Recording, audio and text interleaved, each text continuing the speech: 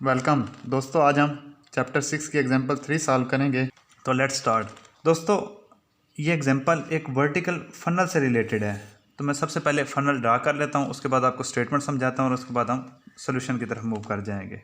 ये दोस्तों मेरे पास एक फ़नल है, वर्टिकल फ़नल। दोस्तों ये बड़ी बोतलों से छोटी बोतल में ऑयल या मुख्तलिफ लिक्विड्स को ट्रांसफ़र करने के लिए इस्तेमाल होती है। ये आपने अपनी डेली लाइफ में अक्सर देखी होगी। ये मैं रेफरेंस एज्यूम कर लेता हूँ।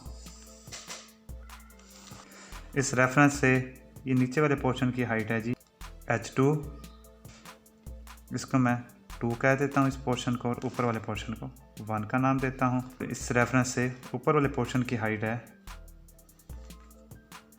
h1। तो अब ये जो फनल की हाइट है ये कितनी हो जाएगी? टोटल में से h2 माइनस कर आपके पास आ जाएगा h1 माइनस h2।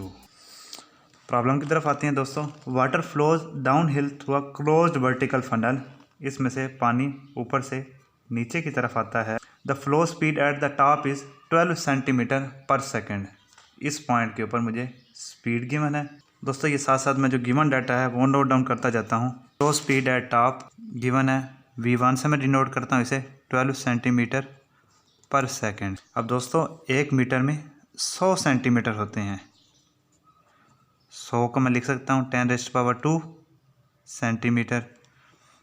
अब यहाँ पे हमने सेंटीमीटर को मीटर में कन्वर्ट करना है, तो 12 क्रॉस 10⁻² आ जाएगा मीटर पर सेकेंड। को आप डिवाइड कर दें कैलकुलेटर की मदद से 0.12 मीटर पर सेकेंड। ठीक हो गया दोस्तों। उसके बाद the flow speed at bottom is twice the speed at the top. यानी इस पोर्शन पर जो फ्लो स्पीड है वो डबल है बनिस्बत जो टॉप पर है। यानी flow speed at bottom is equal to, दोस्तों ये मैंने रफ ऐसे किया है, ये प्रॉब्लम का हिस्सा नहीं है, आपको समझाने के लिए सिर्फ किया है। Is equal to v2 is equal to 2v1। उसने कहा है ट्वाइस। ट्वाइस का मतलब होता है 2 टाइम्स, यानी दुगना, यानी उसका डबल। तो v1 था 0.12, तो 2 से मल्टीप्लाई करेंगे तो ये आ जाएगा 0.24 मीटर पर सेकेंड। ठीक हो गया दोस्तों। If the funnel is 40 centimetre long, funnel की जो हाइट है वो है जी 40 सेंटीमीटर। ये नोट डाउन कर लेता हूँ मैं। हाइट ऑफ फनल गिवन है जी, इसको हम h1 माइनस h2 से डिनोट कर रहे हैं। ये जी 40 सेंटीमीटर, इसको हम मीटर में कन्वर्ट कर लेते हैं, 0.4 मीटर आ जाएगा। ये रिलेशन आप यूज़ करेंगे सेंटीमीटर को मीटर में कन्वर्ट करने के लिए। 100 से डिवाइड करना है आपने। दोस्तों आप कोशिश किया करें कोई भी एग्जांपल या प्रॉब्लम सॉल्व करने से पहले एक छोटी सी डायग्राम बना लिया करें रफ सी। उससे आपको प्रॉब्लम समझ भी आएगी, एग्जामिनर को भी आसानी होगी और आपके लिए सॉल्व करना भी आसान होगा। And the pressure at the top is, और इस पॉइंट के ऊपर टॉप के ऊपर प्रेशर गिवन है। प्रेशर एट टॉप P1 1.013 क्रॉस 10⁻5 newton per metre square. What is pressure at bottom? हमने क्या निकालना है? प्रेशर एट बॉटम, इस पॉइंट 2 के ऊपर प्रेशर निकालना है। दोस्तों इन 2 पॉइंट्स के दरमियान हम बर्नौली इक्वेशन लगाते हैं। अप्लाइंग बर्नौली इक्वेशन, ये मैं यहाँ पे लिख देता हूँ आसानी के लिए, नीचे थोड़ा मसला होगा समझने में। P1 इस पॉइंट्स के ऊपर 0.1 के ऊपर pressure plus kinetic energy plus potential energy बराबर होगा इस पॉइंट के ऊपर pressure plus kinetic energy plus potential energy. ठीक हो गया दोस्तों। अब मैंने यहाँ से निकालना क्या है? P2। इसको मैं एक साइड पे रखता हूँ, बाकी सारी टर्म्स को दूसरी तरफ ले जाता हूँ। P2 is equal to P1 plus half rho V1 square plus rho G H1 minus half rho V2 square minus rho G H2। तो सिंप्लीफाई कर लेता हूँ। P2 is equal to P1 plus half rho. अब दोस्तों इन दोनों में से मैं हाफ रो को कॉमन ले लेता हूँ, V1 square minus V2 square. और इसी तरह इन दोनों में से मैं रो G को कॉमन ले लेता हूँ, plus rho G H1 minus H2। ठीक हो गया दोस्तों। P1 मेरे पास ये गिवन है V1 V2 ये दोनों गिवन है।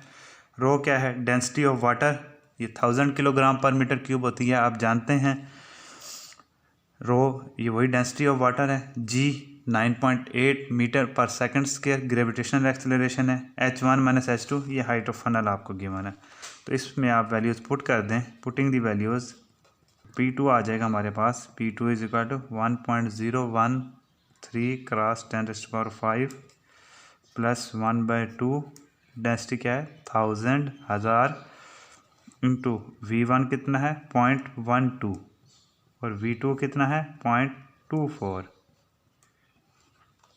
Plus rho density 1000 gravitational acceleration 9.8 into H1 minus H2 क्या है 40 सेंटीमीटर, इसको हमने मीटर में कन्वर्ट कर लिया 0.4। अब दोस्तों ये वैल्यूज़ आप कैलकुलेटर की मदद से जाकर निकाल लेंगे तो हमारे पास आंसर आता है 1.05 cross 10⁵ Newton per metre square. अब दोस्तों थोड़ा सा इस गौर करें कि आपके पास जो प्रेशर की वैल्यू आई है बॉटम के ऊपर वो तकरीबन बराबर है जो वैल्यू टॉप पर थी।